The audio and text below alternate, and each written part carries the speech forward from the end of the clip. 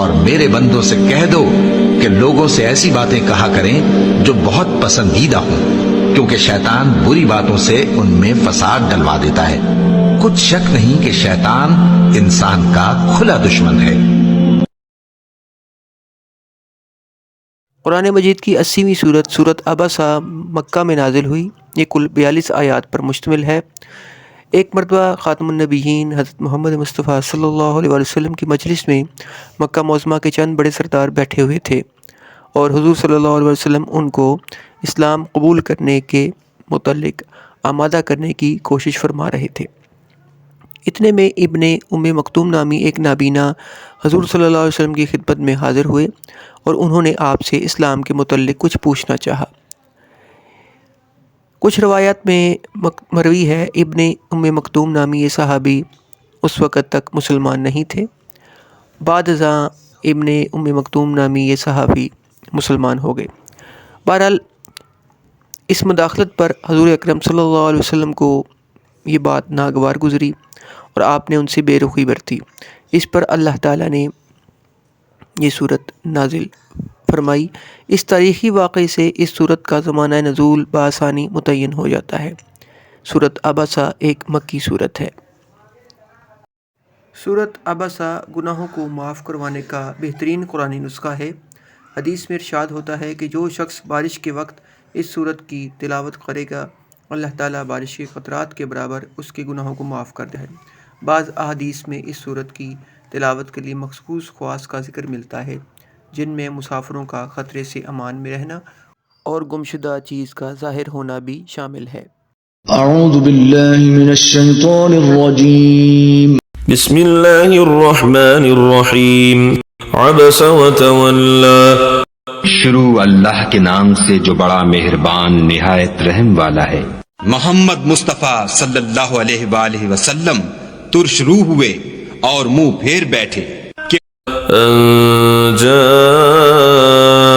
الاعمى، کہ ان کے پاس ایک نابینا آیا، وما يدریک لعلہ یزکی، اور تم کو کیا خبر شاید وہ پاکیزگی حاصل کرتا او یذکر فتنفعہ الذکری، یا سوچتا تو سمجھانا اسے فائدہ دیتا۔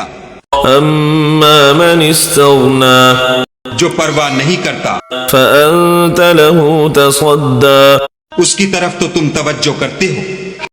وما علیک الا یزکی، حالانکہ اگر وہ نہ سنورے تو تم پر کچھ الزام نہیں۔ واما من جاءک یسعی، اور جو تمہارے پاس دوڑتا ہوا آیا وهو یخشی، اور خدا سے ڈرتا ہے، فانت عنہ تلہی، اس سے تم بے رخی کرتے ہو۔ کلا انہا تذکرہ، دیکھو یہ قرآن نصیحت ہے، فمن شاء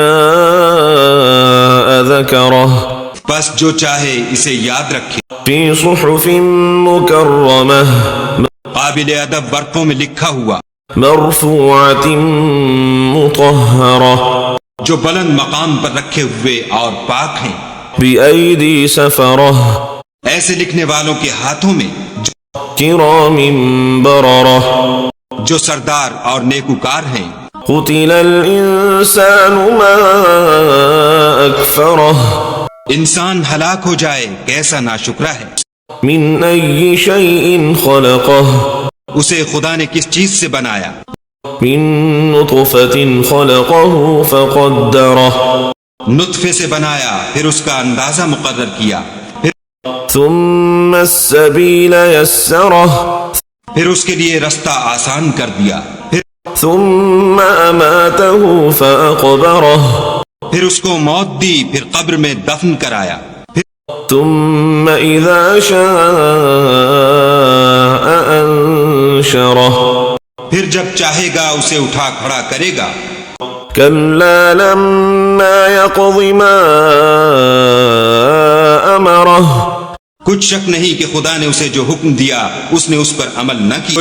فلینظر الانسان الی طعامہ، تو انسان کو چاہیے کہ اپنے کھانے کی طرف نظر کرے۔ انا صببنا الماء صبا، بے شک ہم ہی نے پانی برسایا، ثم شققنا الأرض شقا پھر ہم ہی نے زمین کو چیرا پھاڑا، فأنبتنا فيها حبا پھر ہم ہی نے اس میں اناج اگایا، وعنبا وقضبا اور انگور اور ترکاری وزيتونا ونخلا اور زیتون اور کھجوریں وحدائق غلبا اور گھنے گھنے باغ وفاكهة وأبا اور میوے اور چارہ، متاعا لكم ولأنعامكم یہ سب کچھ تمہارے اور تمہارے چارپایوں کے لیے بنایا۔ فإذا جاءت الصاخة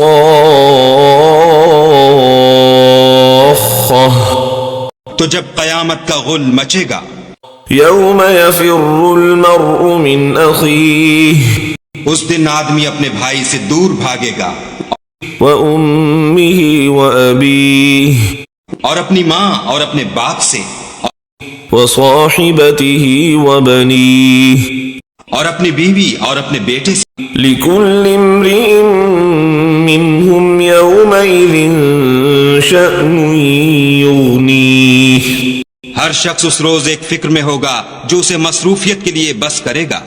وجوه يومئذ مسفرة اور کتنے منہ اس روز چمک رہے ہوں گے، ضاحكة مستبشرة خنداں و شاداں یہ نیکوکار ہیں، ووجوه يومئذ عليها غبرة اور کتنے منہ ہوں گے جن پر گرد پڑ رہی ہوگی، ترهقها قترة اور سیاہی چڑھ رہی ہوگی۔ أولئك هم الكفرة الفجرة